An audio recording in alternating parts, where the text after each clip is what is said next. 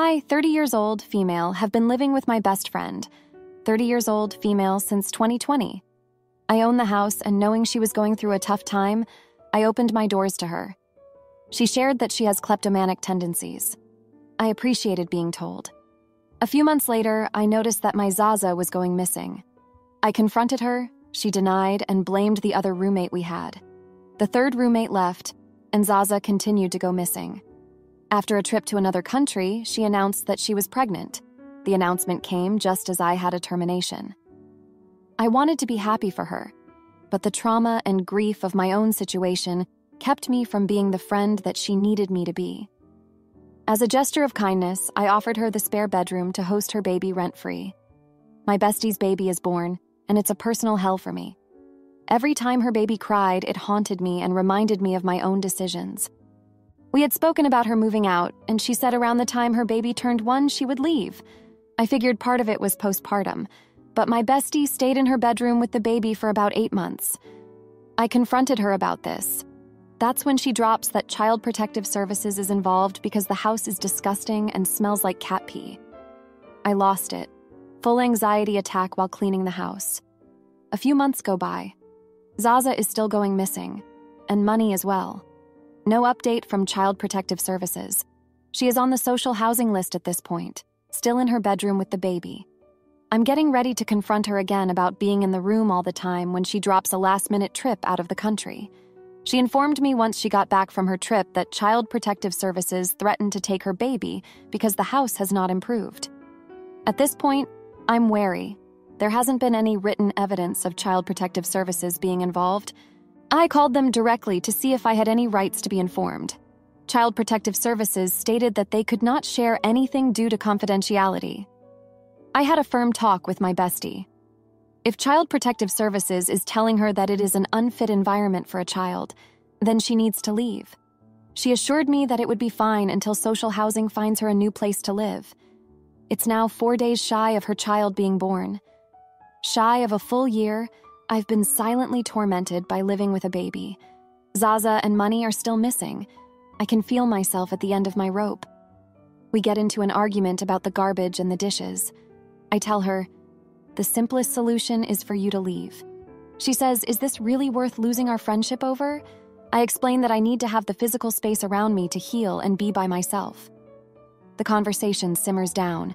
I direct my attention to the baby daddy who is staying for 3 weeks with us and ask him to address a comment he made about a newborn. She looks at him, then looks at me. She stands and lifts her shirt, showing a very pregnant belly. I'm due next week. I cried and gave her the reaction a friend would want. Genuinely, I felt joy for her. Then it hit me. There's going to be another baby in the house. I'm mentally not strong enough for that again. She also hid the entire pregnancy from me while living together. She said she couldn't tell me because every time we had a moment to talk, it ended up being about my grief. I sat her down yesterday with our tenancy agreement. I emphasized that we are on a month-to-month lease and I will not be renewing the agreement. She looked at me with a blank reaction and agreed. No tears, no asking why, just acceptance. Almost forgot. Even though I finally had evidence that someone else is taking my Zaza, I didn't confront her about it. At this point, I'm willing to take the loss. I never wanted to be that jerk that kicks out a mother with her newborn, but I cannot take it anymore. In trying to preserve my sanity, am I the idiot? Now, for a few comments before the update. Comment 1, not the idiot. If she has been stealing your Zaza, I'd suggest you stop buying. I'd also suggest contacting CPS and let them know you are worried about your very pregnant roommate. She's been using Zaza to get her 1-year-old to sleep more. She brought up CPS. Let it become her reality. Comment 2. She can move in with baby daddy, unless he is still living in his mom's basement and spends his days watching corn. You are not the AH, she has to go.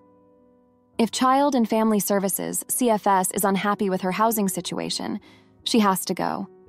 Now, for the update, thanks for all the comments from the last post. So, a lot has happened since then. First off, after our conversation about the lease, my best friend seemed to be in a state of shock. She didn't say much, but I could tell she was processing everything. The next day, she started packing up her things. It was a relief to see some action being taken. but it also made me feel guilty. I kept questioning if I was doing the right thing, but I knew I needed my space to heal. 2 days later, she came to me with a proposition. She asked if she could stay until the end of the month just to give her some more time to find a place. I agreed, but I made it clear that this was the final extension. She seemed grateful, but there was a tension between us that hadn't been there before. It was like we were both walking on eggshells trying to avoid another confrontation. That same evening, I noticed my Zaza stash was missing again. This time, I decided to confront her directly. I went to her room and asked her point blank if she had taken it. She denied it, but her eyes gave her away. I didn't push further. I just walked away, feeling more defeated than ever. It was clear that our trust was completely broken. The next day, I got a call from Child Protective Services. They wanted to schedule a visit to inspect the house. I was confused because they had previously told me they couldn't share any information. When I asked why they were coming, they mentioned an anonymous tip about the living conditions. I knew it had to be my best friend trying to buy more time or create some sort of leverage. I agreed to the visit, hoping it would finally bring some clarity to the situation. When CPS arrived, they did a thorough inspection.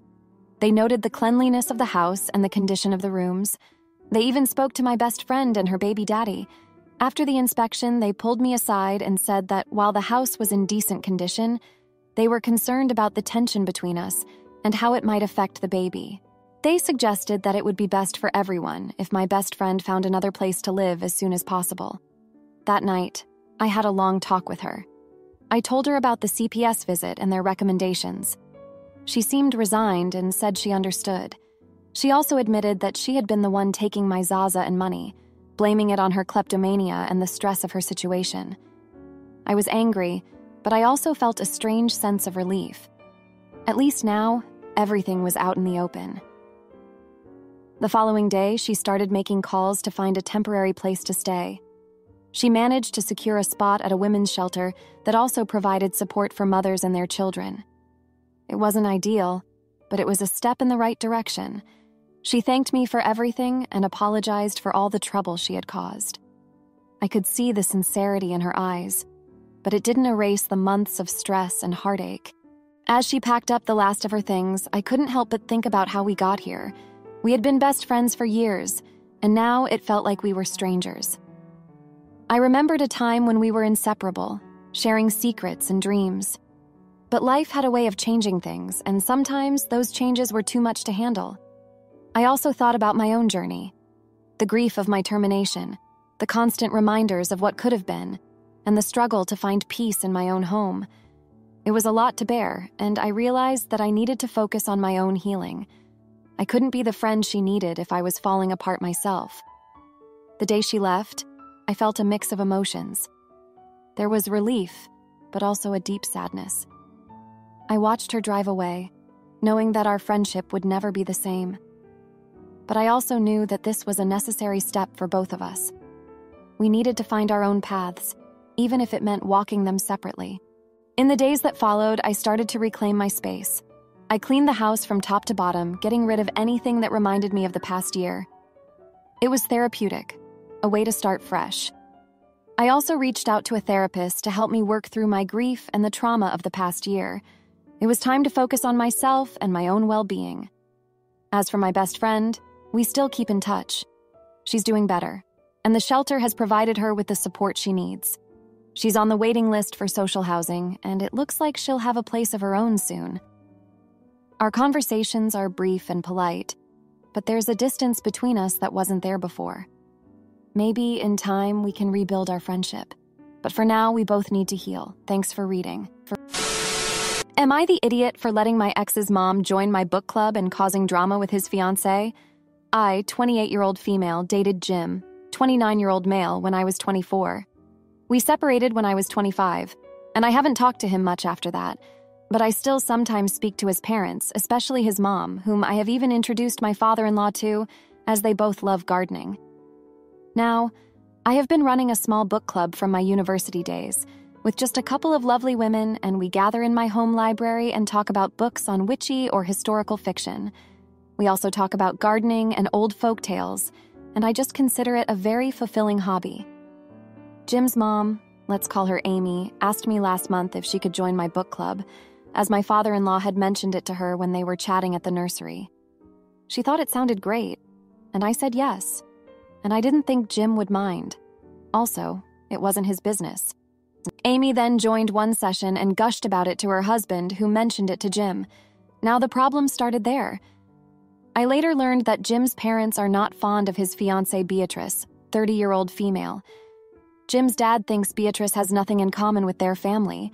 The three of them are huge readers and thinks that Beatrice is shallow. As she works with makeup and clothes, she is a boutique buyer. Plus, the reason I interacted less with Jim and his parents following our breakup is that Jim dumped me for Beatrice. And even though I am married and they are somewhat friends with my father-in-law, Jim's parents think Beatrice is not right for their intellectual son. Apparently, at some family dinner, Jim's parents kept on speaking over Beatrice and mentioning how well I had been doing, and Amy had been talking about what books the book club had recommended, and I guess Jim's dad had made a comment on how he wished he had a daughter to talk about books to, and that had hurt Beatrice. Jim later called me and told me about all of this, and that me letting his mom in my club has only given his parents more ammo to hurt Beatrice. I apologized, as I knew none of this. I later asked Amy to not talk about anything book club related outside. I made up a lie about how we pretend to be a coven and can't discuss these things with the outside world, even though it felt awkward and childish. I thought that would be it. Except Beatrice and one of her friends have made scathing posts on Facebook and Instagram, and even tagged my father-in-law in one of them on how snobbish and mean-minded bookish women try to take other women's men because they can only read and act smart. Jim then again called me and said that Jim's mom had started a huge fight over it, and she had taken back the jewelry she had given to Beatrice for the wedding. I was a bit shocked, as I rarely spoke to Jim after our breakup, and only interacted with his parents when I ran into them. We live in a small town, but he sounded and acted like I was the reason his family was going through a spat. My husband and father-in-law are saying that Beatrice was lucky that I didn't think of retaliating and that I was not in the wrong, but I am starting to feel guilty and I need a second opinion. Am I the jerk? To add, many people are asking, so yes, Jim did sort of cheat on me with Beatrice. He admitted to having an emotional affair with Beatrice and dumped me. I later heard that his parents did not take it well. Now, for a few comments before the update. Comment 1. Jim's parents sound like complete jerks. Their refusal to accept that Jim might not want a bookish wife, and their behavior towards Beatrice at dinner is toxic as frick. Your continued relationship with Jim's mother is somewhat tricky, but ultimately not Jim's business. I hope Jim and Beatrice move away and cut off contact with the parents so that they can live without judgment. Jim also needs to stop updating you on the drama happening within his family. You're his ex, and it is frankly none of your business. Comment 2. I don't understand why you're getting involved with their drama. The only thing you need to tell Jim is that how his parents feel about his choices is between them and him, nothing to do with you. He needs to address his issues with them and not you. The only thing you did was let his parents know about the book club. You both dated, broke up, and have now moved on. Not the idiot, but you should have just told Jim when he called to complain that you don't appreciate being dragged into their family drama. Now for the update. Hey everyone, thanks for reading. So things have gotten even more complicated since my last update. 2 weeks ago, Amy came over to my house unannounced. She was visibly upset and started venting about how Jim and Beatrice had a massive argument. Apparently, Jim had confronted Beatrice about her social media posts, and it escalated into a full-blown fight. Beatrice accused Jim of still having feelings for me, which he denied, but it left a lot of tension between them. Amy was worried that their relationship might not survive this rough patch, and she felt guilty for contributing to the drama by talking about the book club. I tried to comfort Amy and suggested that maybe she should take a break from the book club for a while, just to let things cool down. She reluctantly agreed, but seemed more concerned about the impact on Jim and Beatrice's relationship. She mentioned that Jim had been distant and irritable lately, which was unusual for him. I couldn't help but feel a pang of guilt, even though I knew I hadn't done anything wrong intentionally. A few days later, I received a message from Jim. He wanted to meet up and talk. I was hesitant but agreed, thinking it might help clear the air. We met at a local cafe, and Jim looked exhausted. He apologized for dragging me into his family drama and admitted that he was struggling to balance his relationship with Beatrice and his parents' expectations. He confessed that he felt torn between his loyalty to Beatrice and his desire to keep his parents happy. During our conversation, Jim revealed that he had been having second thoughts about his engagement. He felt that Beatrice didn't understand him on a deeper level and that their interests were too different. He even admitted that he missed the intellectual connection we used to have. This revelation left me feeling conflicted.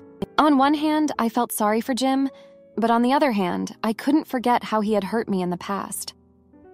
As the days went by, the tension between Jim and Beatrice continued to grow. Beatrice's social media posts became more passive-aggressive, and she even started avoiding family gatherings. Amy confided in me that she was worried about the upcoming wedding and whether it would even happen. She felt responsible for the mess and regretted ever joining the book club. Meanwhile, my husband and father-in-law were supportive but also concerned about the impact this drama was having on me. They suggested that I distance myself from the situation and focus on my own well-being. I agreed, but it was easier said than done. The small-town gossip was relentless, and I couldn't escape the whispers and judgmental looks. One evening, I received a call from Beatrice. She sounded desperate and asked if we could meet. I agreed, hoping to find a way to resolve the tension. We met at a quiet park, and Beatrice looked visibly distressed. She apologized for her social media posts and admitted that she felt threatened by my presence in Jim's life. She confessed that she had always felt insecure about their relationship, knowing that Jim's parents preferred me over her. Beatrice then dropped a bomb. She revealed that she had found out about Jim's emotional affair with me before he broke up with me, and it had always haunted her. She felt that she could never measure up to the intellectual connection we had shared. This revelation made me realize that Beatrice's insecurities were deeply rooted and not just a result of recent events. As we talked, I began to understand Beatrice's perspective better.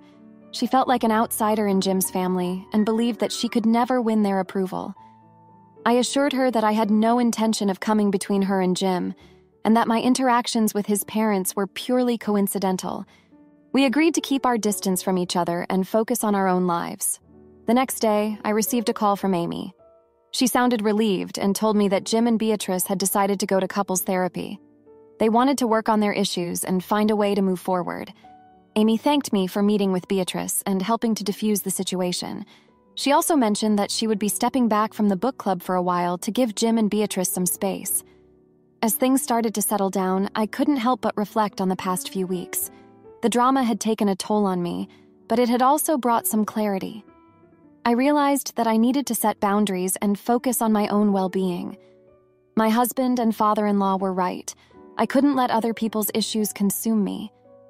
In the end, Jim and Beatrice's relationship was put to the test, and they had to confront their insecurities and differences. It was a harsh reality, but it was also a necessary step for them to move forward. As for me, I learned the importance of setting boundaries and not letting other people's drama affect my peace of mind. Thank you for reading. Am I the idiot for telling my girlfriend her son's entitlement is ruining our relationship? I'm a 52-year-old man who has about 50% equity in the male 3-bedroom house, which can easily be renovated to 4. I share with my 20-year-old daughter. We are fairly introverted and enjoy our solitude. 17 months ago, I met a 44-year-old lady who has a 15-year-old son, shared custody, an 18-year-old daughter, student, and a 19-year-old son, unemployed. They live in a rental house only a few kilometers away. We have discussed extensively the possibility and pathway for us to live together. I love this woman and would love for us to be lifelong partners. The main stumbling block for me has always been I don't particularly want to live with the 19-year-old son, especially considering I would need to sell my house and buy another with more bedrooms for him and his siblings. I have never had any issue with regards to the 15 and 18-year-olds, as they both seem likely to achieve relative independence at a normal pace. The 19-year-old dropped out of high school, became a stoner, has had several laboring-type jobs, but quits them before long because they get too hard. On a few occasions, I have ended up paying for things for the 19-year-old, such as Mother's Day lunch, and when he has thrown items into an existing purchase. He also has a steady stream of mates coming and going and sleeping over on the lounge. He is also extremely untidy and has taken over most of the communal areas of their house with junk and rubbish, actual rubbish. These and a few other events have always played a major part in me simply choosing not to live with him, due to disrespect for the people he lives with now, and, in my opinion, an overinflated sense of entitlement. But my girlfriend insists that providing for him is part of the deal, and refuses to set limits or boundaries for him in any regard. He contacted me yesterday to discuss why I didn't want to live with him. We exchanged a few very cordial messages and discussed several topics about our pasts and reasons why we think how we do. Then he hit with this. This is the complete message word for word copy and paste. Quote, "For example, you never respected her wishes to get a house together. Instead, you continued renovating your house against what Mom asked, and we continued paying rent on a house that isn't ours. So yes, it is about respect, Paul." End quote. I lost my shoot at him, called him a jerk, and told him the actual reasons we never ended up living as a couple. I believe he is trying to say he thinks I disrespected his mother by not buying her a house for him to live in, when in fact the reason we haven't moved in together is 100% because of him and his disrespect for the people he lives with and overinflated sense of entitlement. It seems we will split over this. Now, for a few comments before the update. Comment 1, OP, your girlfriend has put you in a no-win situation. She is happily enabling her adult son in his juvenile, irresponsible, and entitled lifestyle. Apparently, her first loyalty is to her son. Believe her. You are setting yourself up for years of misery and conflict if you accept him into your home. I know this. I had a similar situation. My husband and I ultimately divorced. Years later, without the son, we are together. The stress is real. Not the idiot, there are many wonderful people in the world and most have far less baggage. Comment 2. 17 months isn't even that long.